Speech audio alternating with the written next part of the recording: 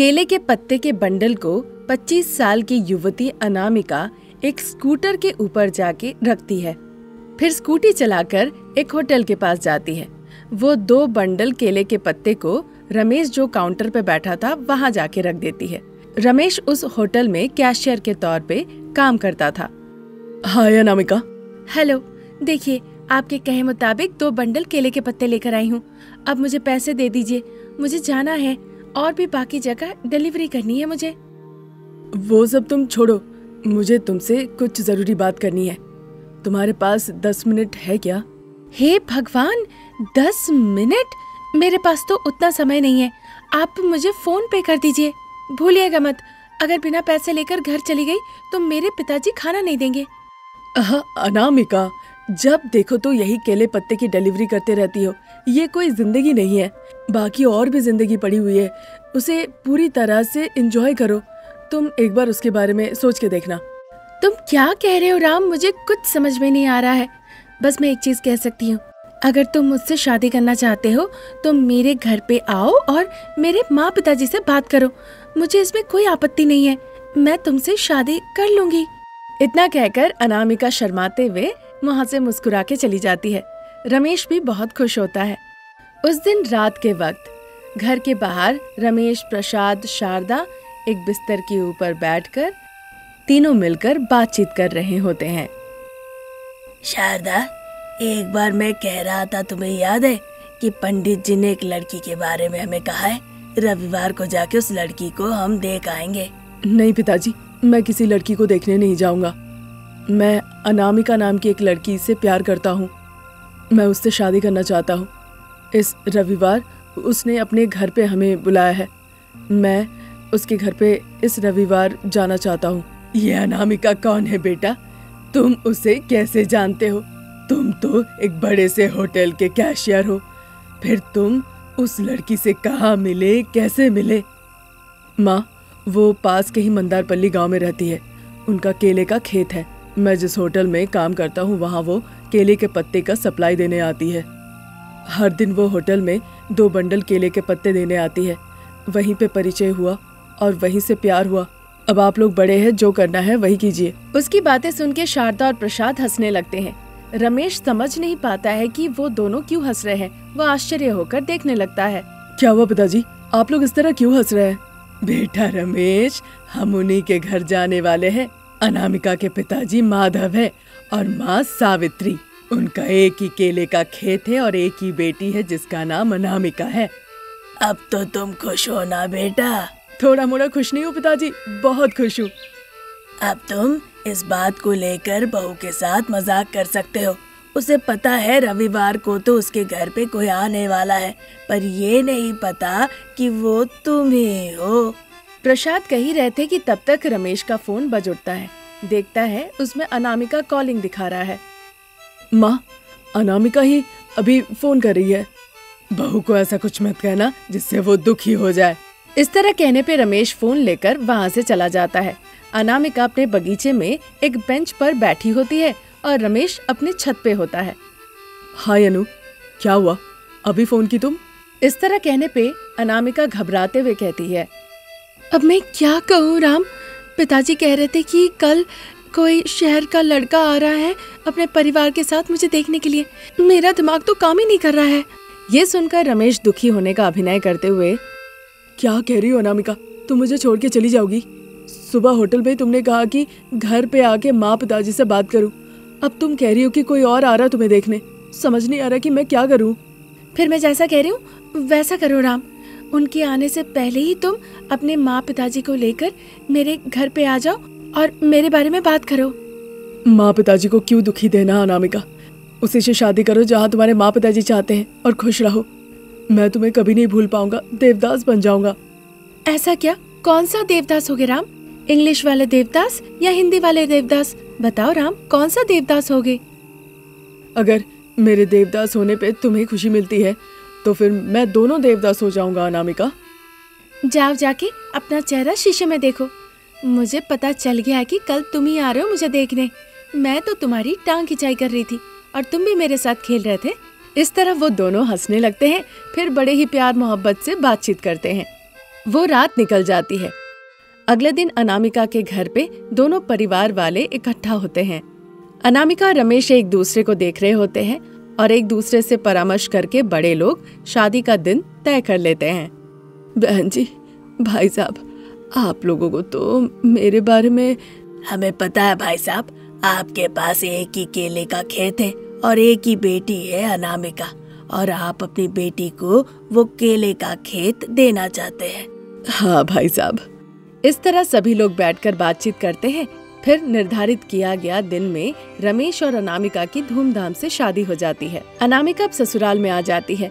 घर का काम काज खाना पकाने के बाद अनामिका केले पत्ते की डिलीवरी करके खुशी खुशी जीवन काट रही होती है। इसी तरह दिन निकल रहे थे।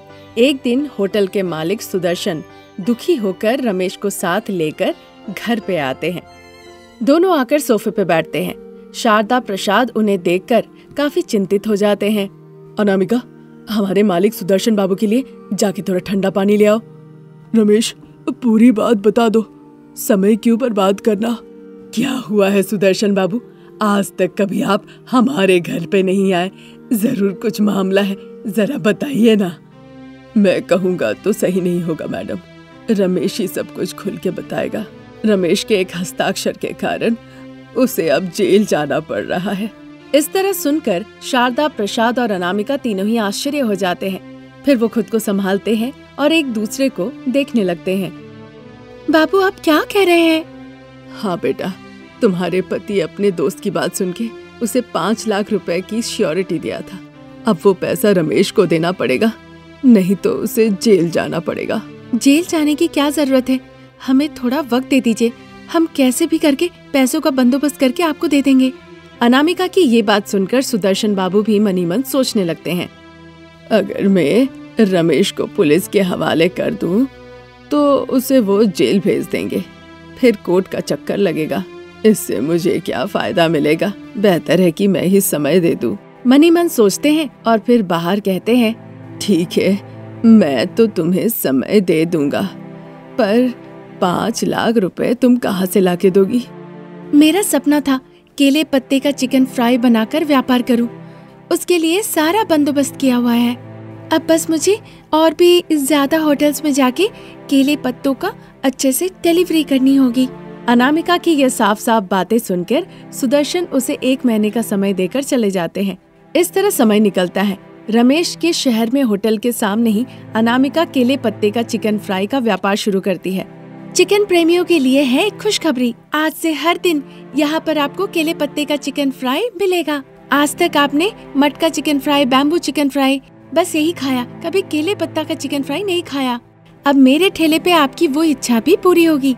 आप यहाँ पे आपका पसंदीदा केले पत्ते का चिकन फ्राई खा सकते हैं। यहाँ पर आइए और अपने पसंदीदा चिकन फ्राई खाइए। इतना कहकर अनामिका चिकन को केले पत्ते के ऊपर रखती है और उसे अपने गैस स्टोव पर पकाने लगती है। थोड़ी देर के अंदर ही जो ग्राहक अनामिका के दुकान पे आया था, उसे वो केले पत्ते का चिकन फ्राई खिलाती है। इससे वो उस दिन अच्छा पैसे भी कमाती है। इस तरह दिन निकल रहे थे।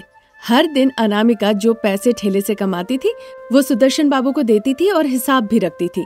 कुछ ही दिनों के अंदर रमेश का लिया हुआ श्योरिटी का पैसा वो क्लियर कर देती है और रमेश को जेल जाने से वो बचा लेती है, जिस वजह से शारदा और प्रसाद को थोड़ी राहत मिलती है। शारदा अनामिका को धन्यवाद कहते हुए कहने लगती है, तुम्हारा बहुत बहुत धन्यवाद।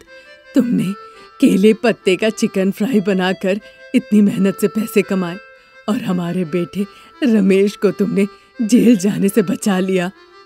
क्या कह रही है माँ जी? अगर पिताजी को ऐसा कुछ होता तो आप कोशिश नहीं करती क्या उन्हें बचाने के लिए? बताइए आप।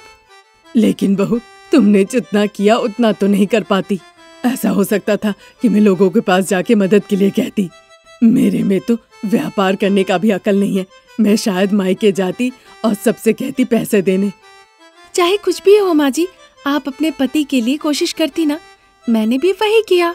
बस यही बात है माँ जी। अब मुझे व्यापार का शौक था, इसीलिए मैंने व्यापार किया। बात ये है कि चाहे कुछ भी हो जाए, बस हमें हमारे पति को बचाना है, चाहे वो कैसे भी हो। मैंने व्यापार करके पैसे इकट्ठा किया और अपने पति को बचाया। अनामिका की बातें सुन के प्रसाद बहुत खुश होते हैं। उस दिन से पूरा परिवार एक साथ मिलके केले पत्ते का चिकन फ्राई बनाकर बेचने लगते हैं, जिससे वो बहुत अच्छे पैसे कमाते हैं और सुखी सुखी जीवन बिताने लगते हैं। शारदा पूरे परिवार के साथ शहर के एक अपार्टमेंट में रहती थी, जहाँ पानी की समस्या से वो सब परेशान थे। बहू अनामिका 2 पानी के डब्बे को लेकर हॉल में आती है, पर सासू माँ शारदा वहाँ सोफे पे दिखाई नहीं देती। ये क्या, अभी तक तो सासू माँ यही सोफे पे बैठकर टीवी देख रही थी। यही सोच के मैं पानी का डब्बा लाने के लिए अंदर गई, अब वो कहाँ चली गई? ये सोचते हुए वो शारदा के बेडरूम में देखने के लिए जाती है।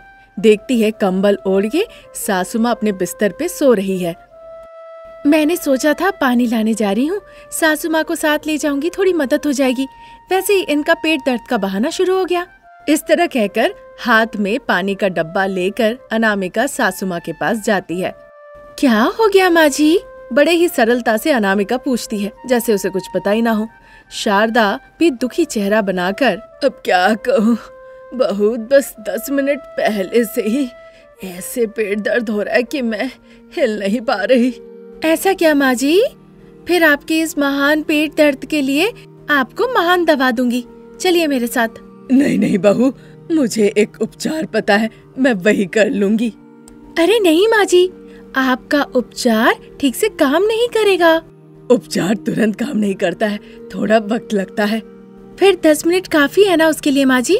अनामिका की ऐसी बातें सुन के शारदा घबरा जाती है और मनी मन सोचती है, ये क्या, बहू बार बार एक ही सवाल पूछ रही है, उसे मेरे ऊपर संदेह हो गया क्या? हे भगवान, मुझे डोज बढ़ाना पड़ेगा, नहीं तो मुझे बहू के साथ पानी लाने जाना होगा। वो नहीं कर सकती मैं। उसका दर्द और बढ़ जाता है, ऐसा बहाना करती है। हे भगवान, बहू और दर्द बढ़ गया है, तुम पानी लाने चली जाओ, मैं आधा घंटा सो जाती हूँ। हाय रे, हे भगवान, दर्द से पेट फट जाएगा। बहुत ही दुखी होकर ऐसा कहती है। उसे देखकर अनामिका, माँ जी अगर आप ग्रेट एक्टर हैं तो मैं भी नेचुरल एक्टर हूँ, मैं भी अपना रंग बहुत जल्द दिखाऊंगी। इस तरह सोचने के बाद वो दोनों पानी का डब्बा लेकर पति रमेश के पास जाती है। ठीक उसी वक्त रमेश कान में फोन लगाकर, हाँ ऐसा क्या वेंकट, मैं तो बिल्कुल भूल गया था। ठीक है, मैं अभी मेल करता हूँ, तुम ऑनलाइन आ जाओ, मैं यहीं पे देख लूंगा। इतना कहकर वो पलट के देखता है कि अनामिका वहाँ खड़ी है। अनु, तुम कब आई? तुम्हारे हाथ में पानी के डब्बे, पानी लाने जा रही हो क्या? जाओ जाओ। मैं भी सोचा था जाऊंगा, लेकिन ऑफिस का एक दोस्त वेंकट, उसने अभी भी कॉल किया था, मुझे जल्दी से एक मेल भेजना होगा, बुरा मत मानना, आई एम सॉरी। इस तरह कहकर लैपटॉप के सामने बैठ जाता है रमेश। आज तो संडे है ना, आज भी आपको काम है राम? घर में एक बूंद पानी नहीं है, गर्मी का मौसम में। आधा किलोमीटर दूर पे है वो वाटर टैंक, बार बार जाके पानी ले आना मेरे लिए कितनी तकलीफ होगी तुम्हें पता है राम? अनु, मैं भी चाहता था तुम्हारे साथ जाके पानी ले आऊं, पर क्या करूं तुम ही बताओ, ऑफिस का काम है, नहीं करूंगा तो तनख्वाह नहीं मिलेगी। तुम्हें तो सब कुछ पता है ना, प्लीज अनु तुम जाकर ले आओ ना। इस तरह रमेश अनुरोध करने लगता है। अनामिका बिना कुछ कहे वहाँ से वो हॉल में चली आती है। तभी वहाँ पे ससुर जी प्रसाद आते हैं। देखते हैं कि अनामिका हाथ में पानी का कैन लेकर खड़ी है। बहू, तुम अकेले पानी लाने क्यों जा रही हो? अपनी सास को ले जाओ ना। सासू माँ को पेट में दर्द हो रहा है शायद, कहने लगी मैं नहीं आ सकती, तुम ही जाके पानी ले आओ बहू रानी। इसका फालतू का पेट दर्द है, वैसे घर पे रमेश भी तो है, उससे जाके तुमने क्यों नहीं कहा? लगता है कि उन्हें ऑफिस से कोई मेल आ गया है पिताजी। ठीक है बहू, मैं तुम्हारे साथ चलता हूँ, तुम वाटर कैन लेके स्कूटी से आना, एक पानी का कैन मैं पकड़ लूंगा, तुम्हें थोड़ी मदद हो जाएगी।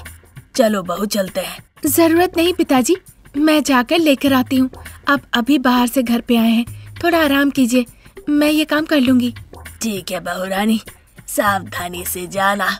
इस तरह कहकर अनामिका पानी का कैन लेकर घर से बाहर निकल आती है। फिर स्कूटी लेकर वो पानी लाने जाती है। उधर हॉल में बैठकर प्रसाद जोर जोर से बात करने लगते हैं ताकि शारदा को बेडरूम तक सुनाई दे। अरे शारदा, बहू पानी लाने के लिए चली गई है, अपना पेट दर्द का बहाना छोड़ के अब बाहर निकल आओ। ये सुनकर शारदा लंबी सांस लेती है, फिर पेट दर्द का बहाना छोड़ के वो अपने बेडरूम से निकल के हॉल में आती है। बेचारी बहू, गर्मियों में कितनी दिक्कत होती है उसे। उसे तुम बेचारी कह रही हो? उसके साथ पानी लाने चली जाती तो उसे थोड़ी मदद हो जाती। अच्छा होता अगर तुम्हारी बहू इतनी तेज तरार नहीं होती, फिर मैं उसके साथ जरूर जाती। इस तरह बातचीत हो ही रही थी, तभी बेडरूम से निकल के रमेश बाहर आता है। वहाँ वो सोफे पे बैठकर बातचीत करने लगते हैं। इसी तरह दिन निकल रहे थे। एक दिन शारदा को जल्दी से वॉशरूम जाने की जरूरत पड़ गई। वो भागते हुए वॉशरूम की तरफ गई। जल्दी से वो नल खोलती है, देखती है पानी नहीं। फिर वो हड़बड़ा के बाथरूम से बाहर निकल आती है। बहू, तुम कहाँ हो? इस तरह शारदा चिल्ला के बुलाती है। शारदा परेशान थी, इसीलिए वो अनामिका को बुला रही थी। अनामिका भी जल्दी से शारदा के पास आती है। क्या हो गया माँ जी, आप जोर जोर से क्यों बुला रही है? मेरा पेट खराब है, बाथरूम जाने के लिए नल में पानी भी नहीं है। पानी कैसे आएगा? पानी तो आखिर में है ही नहीं। यहाँ पानी की समस्या है ना? पूरे कॉलोनी में पानी की कितनी समस्या है उस बारे में अनामिका कहने लगती है, पर इधर शारदा का तो पेट गुड़गुड़ किए जा रहा था। मेरी हालत देखकर मेरे साथ मजाक मत करो, मैं हाथ जोड़ती हूँ, मेरे लिए पानी लेकर आओ, नहीं तो पूरा हॉल गंदा हो जाएगा। बाकी सब तुम्हारे हाथ में, मेरे ऊपर इल्जाम लगाओगी तो भी नहीं सुनूंगी मैं। अरे ऐसा काम मत कीजिए माँ जी, मैं पानी लेके आती हूँ।